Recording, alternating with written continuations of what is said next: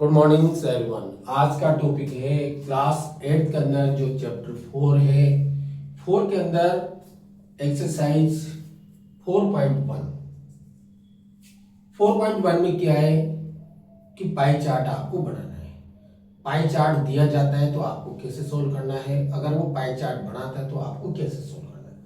देखिए, आप अगर वो किसी को पूछा जाता है कि आपको पाई चार्ट बनाना है, यानी कि पाई चार्ट बनाने के लिए आपको पहले क्वेश्चन को सोल्व करना पड़ता है। कैसे सोल्व करना पड़ता है? कोई भी क्वेश्चन ऐसे दिया जाएगा और वो लिखेगा क्वेश्चन नंबर 1। अगर ऐसे कोई भी क्वेश्चन दे दिया उसने, ऐसे इंडेक्स बना के वो देता है, सारणी बना के वो देता है। उस सारणी के अंदर देगा कि जैसे यहाँ पर दे दिया कोई भी, यहाँ पर कलर दे देता है, कोई भी कलर देगा वो, ठीक है। कलर में यहाँ पर नंबर देगा, संख्या देगा, कोई भी संख्या दे दी, कलर दे दिया। कलर दे दिया जैसे ब्लैक है यानी कि काला है, रेड है लाल है, और व्हाइट है सफेद है, और ग्रीन है हरा है। ये इसी से दे देगा। कोई भी कलर होता है, अब कलर में कोई चीज बनाई जाती है तो वो कितने डिजिट की होती है, तो यहाँ पर उसकी संख्या दे दिया। जैसे उसने यहाँ पर दे दिया 20 दे दिया, ये यहाँ पर 10 दे दिया, ये यहाँ पर 40 दे दिया। इस तरह वो क्वेश्चन दे देगा। फिर यहाँ पर जैसे यहाँ पर कर देते हैं 15 दिया है और यहाँ पर 15 दिया है, इस तरह से वो दे देगा, ठीक है। अब आप इसको पाई चार्ट बनाना है तो आपको अब पाई चार्ट कैसे बनाओगे आपको, तो पहले आपको इसकी एक टेबल बनानी है। इस तरह से आपको एक टेबल बनानी है। टेबल बनाने के बाद आपको सर्कल बनाना है। जैसे यहाँ पर ये आपको 4 बॉक्स करने हैं, इससे ये इस तरह से आपको 4 बॉक्स करने हैं, ठीक है। पहले सबसे पहले आप यहाँ कलर लिखोगे तो यहाँ कलर लिख देना, जिसको रंग कहते हैं। फिर यहाँ पर नंबर लिख देना, है ना, यानी कि संख्या होगी। यहाँ पर रंग होगा, हो गया। और यहाँ क्या लिखोगे? यहाँ लिखेंगे संपूर्ण का भाग, हर जगह संपूर्ण का भाग। और यहां लिखेंगे सेंट्रल एंगल। सेंट्रल एंगल का मतलब होता है केंद्रीय कोण। ये आपको यहाँ 4 भाग बनाना है सब में। कोई सा भी क्वेश्चन आओ, ये दोनों सेम ऐसे के साथ है और ये दोनों क्वेश्चन के अनुसार चेंज हो जाते हैं। अब आपको किसे लिखना है? ऐसे लिख दो। आप यहाँ ब्लैक लिख दो, ये कलर लिख दो, यहाँ पर रेड लिखो, फिर व्हाइट लिखो, और व्हाइट के बाद ग्रीन लिखोगे, ऐसे लिखो आप, ठीक है। यहाँ पर नंबर लिख दो, यहाँ पर 20 है, यहाँ 50 है, यहाँ 40 है, और यहाँ 50 है। ऐसे आपको कलर लिखना है, ठीक है। अब इन सबको टोटल करो, आप इन सबको जोड़ लेना। कितना आएंगे? इन सबको जोड़ोगे तो 90 आएगा, 50, 35, 35, 50 और 90 आएंगे। अब आप संपूर्ण का भाग है ना टोटल लिखोगे तो आपको ये भी लिखना है, अपॉन में लिखना है। जैसे 20 लिखा, फिर अपॉन 90 लिखो, फिर 50 लिखोगे, अपॉन 90 लिखोगे, फिर 40 लिखोगे, अपॉन 90 लिखोगे, फिर 15 लिखोगे, अपॉन 90 लिखोगे। इस तरह से लिख देना। सेंटर एंगल होता है, इसको आपको 360 से मल्टीप्लाई करना है। जो भी क्वेश्चन आता है ये सबको मल्टीप्लाई करो। जैसे यहाँ 20 अपॉन 90 लिखेंगे, इंटू 360 से मल्टीप्लाई कर दो। 15 अपॉन 90 लिखेंगे तो आप इसको 360 से मल्टीप्लाई कर दो। 40 अपॉन 90 लिखेंगे तो आप इसको क्या करोगे? 360 से मल्टीप्लाई कर दो।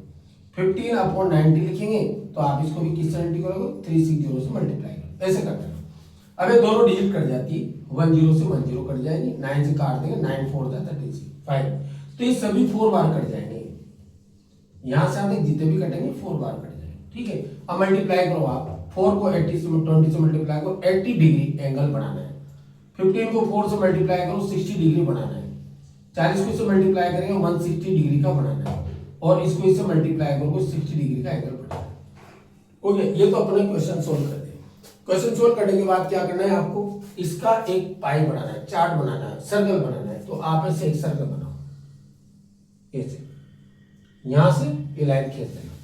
अब बोलो, सबसे पहले कितने डिग्री एंगल है? 80 डिग्री। तो यहां से आप 80 डिग्री नाप लेना, यहाँ डी रख देना, डी रख के चादर रख के यहाँ से 80 गिन लेना, कहां से यहाँ आएगा।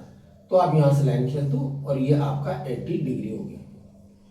कौन सा कलर है इसमें? तो ब्लैक है, तो आप यहां पर ये ब्लैक लिख दो। फिर इसी एंगल पे आपको वापस डी रखना है, चादर रखना है, यहां से गिनना है कितना? 60। तो यहां से गिनो 10, 20, 30, 45, 60 यहां जाएगा। तो आप यहां से ए लाइन खींच देना, हो गया। ये 60 हो गया। 60 पर क्या दे रखा है? रेड, तो आप यहां पर रेड लिखो। 160 है तो इस पर डी रखना है, इस लाइन पर आपको 160 गिनना है। तो मान लो यहां आ जाता है तो आप यहां से यहां तक हो गया, ये 160 हो गया।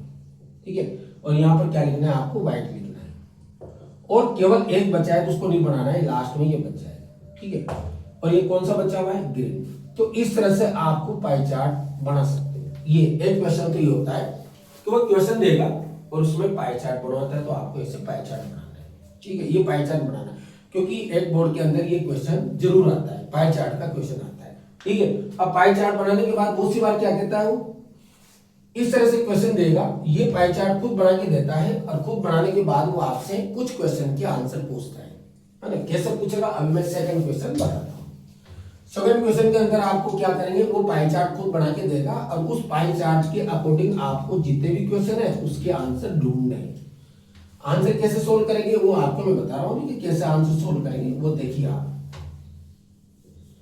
कोई भी पाई चार्ट बना के दे देता है, जैसे क्वेश्चन नंबर 7, ये ऐसे वो खुद पाई चार्ट बना के देगा, ऐसे बना के दे दिया और यहां से जो भी वो बनाता है जो भी देगा वो इस तरह से बना के दे देगा। ये मान लो यहाँ पर स्टूडेंट्स, क्लास 8 के स्टूडेंट की संख्या है, क्लास 8 की जो स्टूडेंट है वो स्टूडेंट दे रखे यहाँ पर 720 स्टूडेंट है ना। अब कौन सी क्लास में है देखिए आप। अब यहाँ पर डिग्री कौन है, मान लो ये यहाँ पर दे दिया 60 डिग्री दे दिया, यहाँ पर वो 30 डिग्री दे देता है, यहाँ पर वो 90 डिग्री दे देता है, यहाँ पर वो 70 डिग्री दे देता है, ऐसे अलग अलग एंगल देगा। इनको प्लस करना है, टोटल 360 होते हैं, है ना। तो जो भी दिया जाता है वो जो भी दे दिया वो उसने कुछ भी बना के, जैसे यहाँ पर ये 90 आ गया, 70 आ गया और उसके बाद यहाँ दे दिया 20, ठीक है। क्लास 8 की संख्या है, ये इतने परसेंट दे रखी है, मान लो कुछ भी जो भी देता है उसकी इच्छा है। ये 6 क्लास है, ये 7th क्लास है, ये 8th क्लास है, ये 9th क्लास है और ये 10th क्लास है, ठीक है। उसने ऐसे पाई चार्ट बना के दे दिया, इतनी इतनी है यहाँ पर 10th क्लास की संख्या है। परसेंट में दे, डिग्री में दे, जो भी वो देता है, ठीक है। जैसे हालांकि इसका 360 आता है, 100% आता है। देखो आप इसको चेंज कर देते हैं क्योंकि 100 से ज्यादा हो जाएगा। 320 50 होते हैं, 10% 60 हो गया और ये 15% और ये 25%, ये परसेंट में दे दिया उसने, ऐसे परसेंट में देता है अधिकतर वो ये। अब मान लो इसमें से वो दे देता है, अगर क्लास 8 के अंदर 720 या 700 स्टूडेंट्स हैं, total student, class total student लिख देते हैं यहाँ पर। सपोज टोटल स्टूडेंट्स पूरे स्कूल के अंदर जो टोटल स्टूडेंट है वो 700 स्टूडेंट है, ठीक है। तो पूछेगा 700 स्टूडेंट बाद वो बताओ कि आपको 6 क्लास में कितने स्टूडेंट है, 7th में कितने हैं, 8th में कितने हैं, 9th में कितने हैं, ठीक है। ये स्टूडेंट नहीं, ये परसेंट है। तो आपको सबसे पहले क्या करना है, देखिए आप पहले यहाँ टोटल परसेंट निकालो, टोटल स्टूडेंट है, ये टोटल परसेंट निकालो। इनको प्लस करना है, किसको प्लस करना है, देखो 6 क्लास में 10% है, प्लस 30% है, प्लस 25% है, प्लस 15% है और प्लस 20% है। इन सबको परसेंट करोगे तो 100% आ जाएगा, ठीक है। अब आपको क्या करना है, देखो अलग अलग क्लास के स्टूडेंट की निकालना है। अब सोचो आपको क्लास 6 के विद्यार्थियों की संख्या निकालनी, क्लास 6 के स्टूडेंट निकालने, कितने स्टूडेंट है वो आपको स्टूडेंट निकाल, टोटल ऊपर कितने दे रखे 700। तो क्लास 6 में कितने स्टूडेंट्स हैं, तो देखिए आप कितने यहाँ पर 10, तो 10 अपॉन क्या लिखेंगे 100, हर जगह 100 आएगा और उसको मल्टीप्लाई किससे करेंगे 700 से, काट देंगे इसको तो 6 के आ जाएंगे। अगर 7th क्लास की पूछेगा वो 7th क्लास में कितने स्टूडेंट है, देखिए आप 30% है तो यहाँ लिखेंगे 30 अपॉन क्या लिखेंगे 100, उसको मल्टीप्लाई करेंगे 700 से। 8th क्लास में कितने स्टूडेंट है, तो 8th क्लास में कितने यहाँ पर, वहां देखिए 25% है, 25 अपॉन 100 इंटू क्या लिखेंगे 700। फिर 9th क्लास में कितने स्टूडेंट है, तो आपको वहां देखना है कितना 15, तो 15 अपॉन 100 इंटू क्या लिखेंगे 700। उसी तरह से 10th क्लास में कितने स्टूडेंट है, तो 10th क्लास की स्टूडेंट 20, तो 20 अपॉन 100 इंटू 700। तो आप इसको काट दो, ये 2 जीरो से 2 जीरो कट जाएगी, सब 2 कट रही है, ऐसे काट देना, कट गया। करो 7 को 10 से इंटू को 70, तो कितने स्टूडेंट है 70 स्टूडेंट है। टोटल में से, टोटल स्टूडेंट में से 6 क्लास स्टूडेंट 70 है, 30 को 7 से इंटू करेंगे 221 किसमें है 8th क्लास में, 20 को इससे मल्टीप्लाई करेंगे 175 किसमें है 8th क्लास में, 15 को मल्टीप्लाई करो 105 स्टूडेंट किसमें है 9th क्लास में, इसको मल्टीप्लाई करेंगे 140 स्टूडेंट किसमें इसमें। तो दो तरह से क्वेश्चन आता है, एक तो क्वेश्चन वो देगा जिसका पाई चार्ट बनाना है, और एक पाई चार्ट बना के देता है, उस क्वेश्चन को आपको इस तरह से हल करना है। ये चैप्टर नंबर 4 है जो इंपॉर्टेंट क्वेश्चन इंपॉर्टेंट है इसके अंदर, क्योंकि 8th क्लास के अंदर बोर्ड के अंदर आता है। थैंक्स।